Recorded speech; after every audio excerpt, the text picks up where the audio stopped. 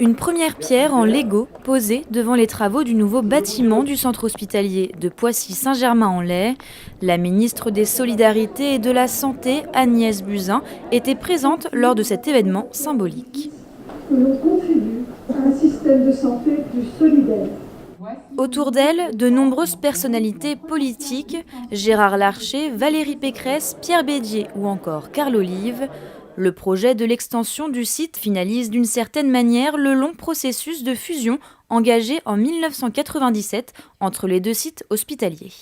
Aujourd'hui, on est sur des conditions d'accueil qui sont un petit peu difficiles par rapport aux standards habituels. Et donc là, le nouveau bâtiment va permettre justement d'atteindre ces standards. Objectif de ce projet immobilier, moderniser les modes de prise en charge, développer les coopérations médicales et assurer la mise aux normes de certaines activités sanitaires. Les plans prévoient un bâtiment de 19 000 m² sur 6 étages, un centre financé pour moitié par le ministère et l'Agence régionale de santé ARS et l'autre moitié par l'établissement. C'est un contrat gagnant-gagnant avec l'ARS pour pouvoir aujourd'hui avoir un projet qui d'un périmètre de 70 millions d'euros, à la fois sur Poissy, mais aussi sur Saint-Germain-en-Laye avec une restructuration autour de l'accueil de jour et des hospitalisations qui soient plus courtes.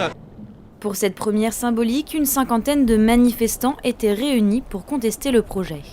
Si vous n'avez pas de praticiens, si vous n'avez pas de personnel, vous aurez toujours autant de queues aux urgences de Poissy, puisqu'il arrive parfois d'avoir des records d'attente de 7, 8, 9, 10 heures avant d'être soigné. La dernière pierre de ce nouveau bâtiment du centre hospitalier Poissy-Saint-Germain-en-Laye doit être posée en avril 2020.